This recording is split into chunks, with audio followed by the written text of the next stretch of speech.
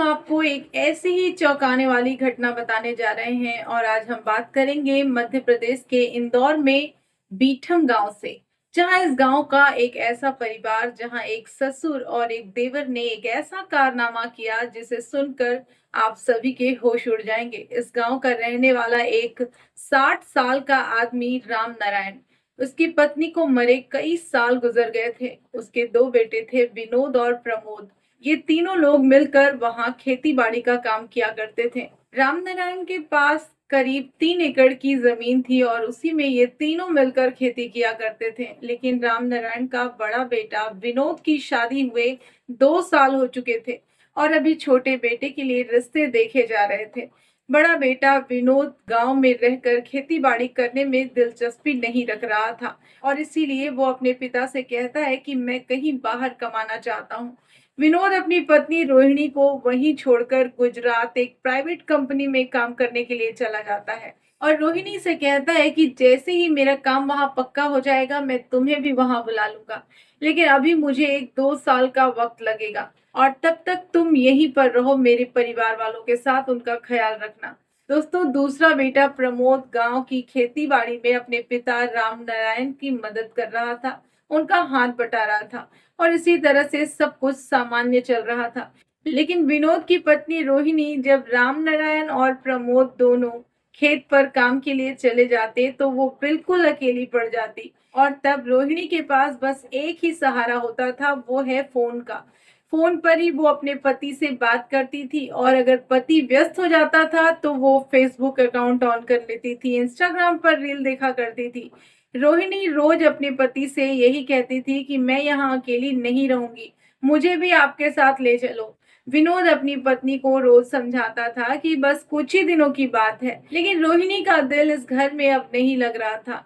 एक दिन रोहिणी को फेसबुक पर एक लड़के की फ्रेंड रिक्वेस्ट आती है।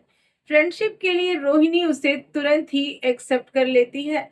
दोनों एक दूसरे के प्रोफाइल फोटो देखते हैं, फिर एक दूसरे को जानना शुरू करते हैं। धीरे धीरे उन दोनों की दोस्ती हो जाती है, एक दूसरे को मैसेज करते रहते हैं। वो दोनों एक दूसरे को मैसेज करते हैं, एक दूसरे का फोन नंबर भी लेना देना कर लेते हैं और दोनों में बातचीत शुरू हो जाती है। फिर दोस्तों, रोहिणी को ये पता चलता है कि जिस लड़के से वो बात कर रही है वो बगल के ही गांव पटपना का ही है और उस लड़के का नाम सूरज होता है। सूरज की प्रोफाइल में सूरज एक कुंवारा लड़का है और दिखने में काफी हैंडसम था। उसे कई लड़कियां रोज ही फ्रेंड रिक्वेस्ट भेजा करती थी और उसमें से एक रोहिणी भी थी। रोहिणी और सूरज अब एक दूसरे को धीरे धीरे पसंद करने लगते हैं। सूरज जब रोहिणी के बारे में सब कुछ जान लेता है तब वो रोहिणी से मिलने उसके घर भी जाता है।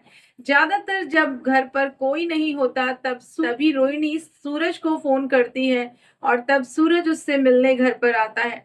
और दोस्तों, अब इन दोनों का रिश्ता इतना ज्यादा आगे बढ़ जाता है कि रोहिणी अब अपने पति को भूल चुकी होती है। वहां रोहिणी का पति भी धीरे धीरे करके फोन कॉल करना कम कर देता है, क्योंकि और सुनने में आता है कि गुजरात में ही उसके पति का भी किसी और महिला के साथ रिश्ता बन गया है। जहां रोहिणी को भी अब इस बात का कोई फर्क नहीं पड़ता कि उसका पति उससे कॉल नहीं करता, क्योंकि वो दिन और रात सिर्फ सूरज के बारे में सोचती है और उसी से बात करती है, उसी में मस्त रहती है। क्योंकि एक दिन रोहिणी का देवर प्रमोद जब काम से घर जल्दी लौट आता है बिना किसी को कुछ बताए, तब वो रोहिणी और सूरज को एक साथ आपत्तिजनक स्थिति में रंगे हाथों पकड़ लेता है। लेकिन फिर भी प्रमोद रोहिणी से कुछ नहीं कहता, वो सूरज से भी कुछ नहीं कहता। सूरज प्रमोद को देखकर तुरंत ही घर से निकलकर चला जाता है, लेकिन उसके बाद प्रमोद का मन बदल जाता है, उसका दिमाग खराब हो चुका था। उसके दिमाग में बस यही तस्वीर घूम रही थी कि किस तरह से उसने रोहिणी और सूरज को जिस स्थिति में देख लिया था, वो उस स्थिति को याद कर करके पागल हो रहा था। और इसी वजह से प्रमोद अपनी भाभी रोहिणी से साफ साफ कहता है कि देखो, अब तुम जो कर रही थी ना उस लड़के के साथ, अब तुम मेरे साथ भी वही करो, क्योंकि अगर तुमने ऐसा नहीं किया तो मैं सबको बता दूंगा और दोस्तों सबको बता दूंगा, पिताजी को भी और भैया को भी। दोस्तों, ना चाहते हुए भी रोहिणी ने प्रमोद के साथ गलत संबंध बनाए और इतना ही नहीं, प्रमोद रोहिणी के साथ दिन में कई कई बार संबंध बनाता था। और अब जब भी प्रमोद का मन करता वो काम से जल्दी भागकर घर लौट आता और फिर जबरदस्ती रोहिणी को डरा धमका कर उसे ब्लैकमेल करके उसके साथ ये गलत काम करता। कभी कभी तो प्रमोद रोहिणी का हाथ बांध देता और फिर उसके साथ गलत रिश्ता बनाता, जबकि रोहिणी बार बार यही कहती है कि तुम ये सब कुछ गलत कर रहे हो। लेकिन प्रमोद उसे कहता है कि अगर तुम ये सब कुछ बाहर के लड़के के साथ जाकर कर सकती हो तो इसमें कितनी बदनामी होगी। मैं तो घर का ही हूँ, मैं तो तुम्हारे साथ ये सब कुछ रोज कर सकता हूँ, तो फिर इसमें बुरा क्या है। दोस्तों, अब ये कार्यक्रम लगभग रोज का हो गया था। प्रमोद रोज रोहिणी के साथ ये सब कुछ करता और फिर उससे जबरदस्ती भी करने की कोशिश करता। वहीं एक दिन जब प्रमोद रोहिणी के साथ ये सब कुछ कर रहा होता है और तब रोहिणी एकदम थक कर बेसुध होकर बिस्तर पर बेहोश हो जाती है और तब इत्तेफाक से राम नारायण रोहिणी का ससुर उस वक्त काम से लौट आता है। वापस आकर वो रोहिणी को इस तरह से बिखरा हुआ बिस्तर पर सोता हुआ देखकर उसका दिल भी मचल जाता है। नहीं नहीं नहीं नहीं, ठीक नहीं लग रहा।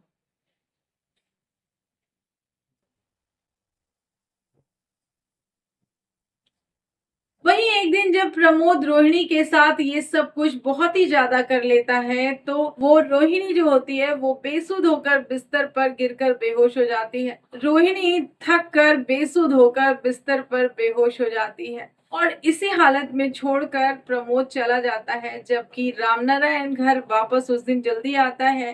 रामनारायण मतलब रोहिणी का ससुर, और आकर जब इस तरह से रोहिणी को बिखरा हुआ देखता है, बिस्तर पर देखता है कि वो बेसुध है, एकदम उसे कुछ भी होश नहीं, तो उसके कपड़े भी अस्त व्यस्त होते हैं और ये सब कुछ देखकर उसका मन भी खराब हो जाता है। और तब राम नारायण अपनी बहू रोहिणी के साथ उसी अवस्था में, जबकि प्रमोद ने पहले से ही उसके साथ इतना बड़ा अभद्रता कर लिया है, फिर भी राम नारायण अपनी बहू के साथ वही सब कुछ शुरू कर देता है। लेकिन उसी दौरान रोहिणी को होश आ जाता है। वो अपने ससुर को अपने इतने करीब देखकर हैरान रह जाती है। वो चिल्लाना शुरू कर देती है, लेकिन जैसे ही रोहिणी अपना मुंह खोलती है उसका ससुर उसका मुंह अपने हाथ से बंद कर देता है और कहता है कि एक जुबान भी आवाज मत निकालना, वरना अभी के अभी तुम्हें जान से मार दूंगा। दोस्तों, लगातार राम नारायण रोहिणी के साथ ये सब कुछ घंटे 2 घंटे करता है।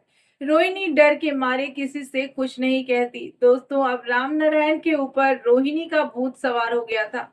अब रोज काम से वो भी जल्दी भागकर घर आता और फिर रोहिणी को डरा धमका कर उसका फायदा उठाता। राम नारायण अब ये सोचता है कि उसका बेटा तो यहाँ से बाहर रहता है, न जाने वो किस दुनिया में है, कभी फोन भी नहीं करता, अपनी पत्नी का कोई हालचाल ही नहीं लेता और वो सोचता है कि रोहिणी उसे क्या बता पाएगी। बस राम नारायण अपना काम अब चालू रखता है। वहीं दूसरी तरफ प्रमोद को इस बात की भनक तक नहीं होती कि जो काम वो खुद रोहिणी के साथ कर रहा है उसके पिता भी वही सब कुछ उसके साथ कर रहे हैं।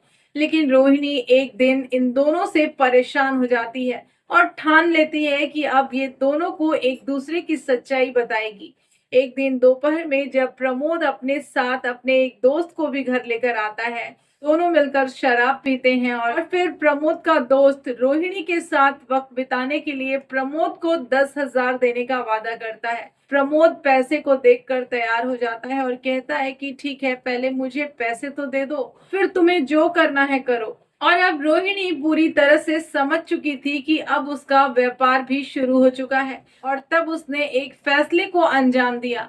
रोहिणी प्रमोद से कहती है कि मैं कोई खिलौना नहीं हूँ, मुझे ये सब कुछ करना अच्छा नहीं लगता। प्रमोद उस 10,000 के चक्कर में रोहिणी को धमकाता है और कहता है कि तुम जो सूरज के साथ कर रही थी ना, मैंने उसकी वीडियो बना ली थी और अगर तुमने मेरी बात नहीं मानी तो मैं पिताजी को दिखाऊंगा और फिर भैया को भी ये वीडियो भेज दूंगा, तब तुम्हारा क्या होगा। और तब रोहिणी कहती है कि तुम और तुम्हारा भाई और तुम्हारा बाप, तुम तीनों दूध के धुले नहीं हो। तुम्हारे पिताजी यानी कि मेरे ससुर जी, वो भी मुझे तुम्हारी तरह ही ब्लैकमेल करके मेरे साथ संबंध बनाते हैं और तुम्हारा भाई गुजरात में वहाँ किसी और औरत के साथ है। दोस्तों, जैसे ही प्रमोद ये सारी बातें सुनता है उसे यकीन ही नहीं होता कि मेरे पिताजी ऐसा कुछ कर सकते हैं। लेकिन रोहिणी बताती है कि तुम यही चुपचाप कमरे में बैठो, थोड़ी देर बाद तुम्हारे पिताजी यहीं आ जाएंगे और सब कुछ तुम अपने सामने देखना। दोस्तों ठीक 1 घंटे बाद श्याम नारायण आ जाता है। रोहिणी दरवाजा खोलती है और श्याम नारायण उससे कहता है कि चलो अभी इसी वक्त कमरे में चलो।